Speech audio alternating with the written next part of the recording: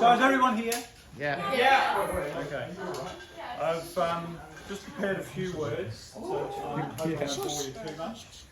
But I guess first of all, thank yous. Thank you to Savannah, my wife, and for preparing all of this and everyone being able to get here and have all this wonderful food. And obviously to Rosie and to Ben and Richard for coming along and from far and wide, and obviously being there for all of the big moments for our kids. Thank you very much as well. Trying to read my own writing. I also wanted to just touch on those people that are not with us at the moment. Certainly to my mum and dad, who are still a bit paranoid about COVID, so they've chosen to be apart from us. Maybe if I put my glasses on, that might work as well. So Nan and Gramps, obviously again for their ongoing support, helping to build the man that you see before us. To our dear auntie and Starmother, who are no longer with us, but gone from the earth, but certainly not from our heart and our minds. They provided the kids with so much support, particularly in their early years, with all of their childcare. They provided with culture, language, and all of the good things that go with that.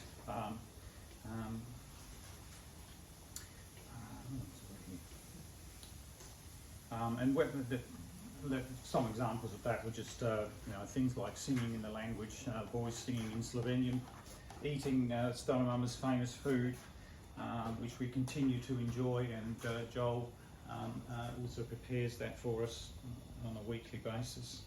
Or watching Artie building things using his memory and his and that he's passed on to Joel, as you can see by his outfits, and part of the outfit that hasn't made it out here as well. Oh, nice one.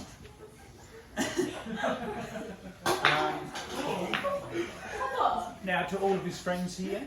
Now in no particular order, and I haven't named everyone, I'm sorry, but particularly Sam Adis, Michael, Ollie, Tom, the twins, obviously the doctors, Anthony and Adam. Thank you so much for your support. You don't know how much you've contributed to this man's life, and particularly getting through the schooling, which was a challenge. To Joel, like your siblings, Luke, who and Isabella, you're obviously very special people to all of us. Special, and we knew from the start that Joel here is very special. All right, he didn't sleep very well most of the time. His brain was automatically on, and he was thinking about things that he could do all the time. He was a ferocious reader, and he just absorbed information from where to go. Anything he chooses to do, he goes all in. As many of you might have found out, that if he's got a game in mind, that's it. He lives that game. Whether it be a board game or that one that I don't understand.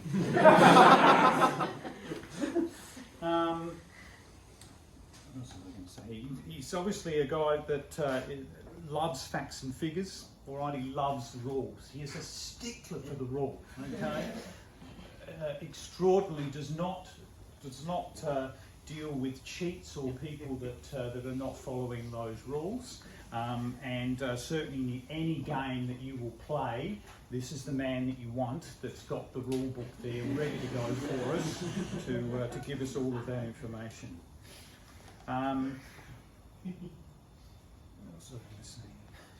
You loved your soccer and your cricket early on, and they,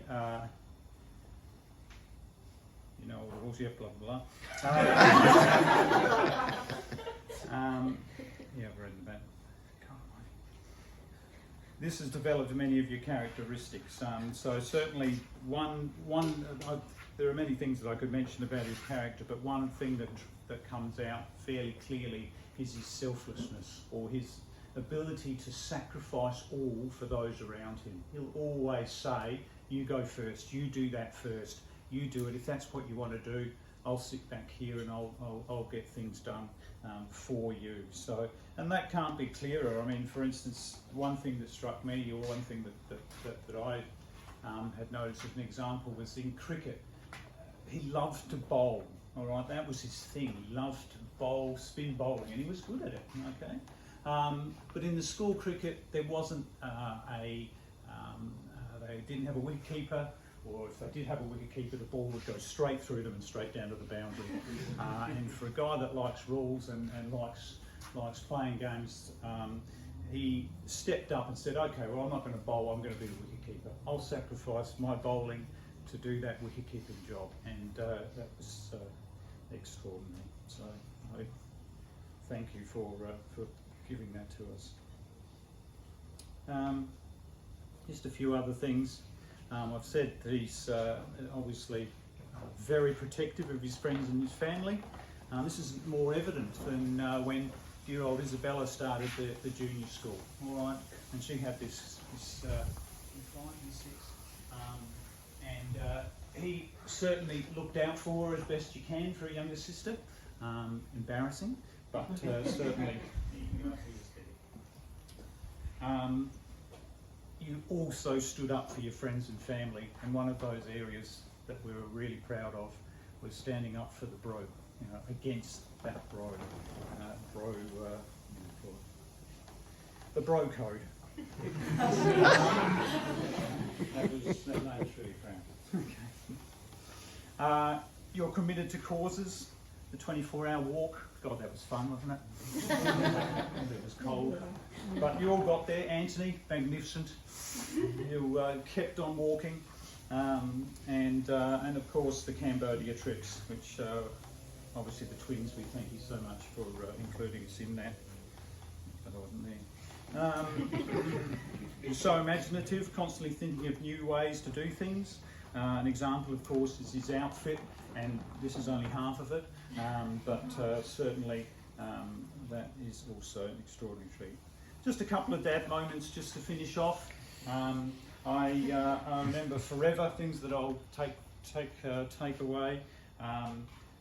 One, of course, was him coming out as a Roman legion at the Elder Hall singing Coldplay. My God, that was great. So beautiful. And of course, topped off by our guide dog singing along in the back row.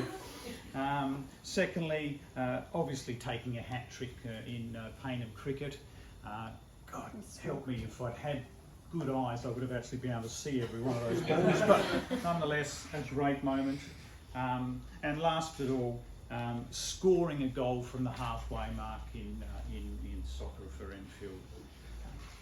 Good on you. You make us all proud every day.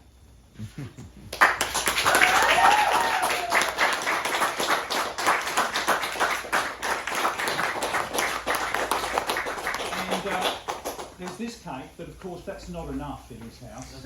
So there are more cakes inside, which I'll bring out forthwith, and please finish those off. Not like this pastry sort of situation. Thank you. Thank you.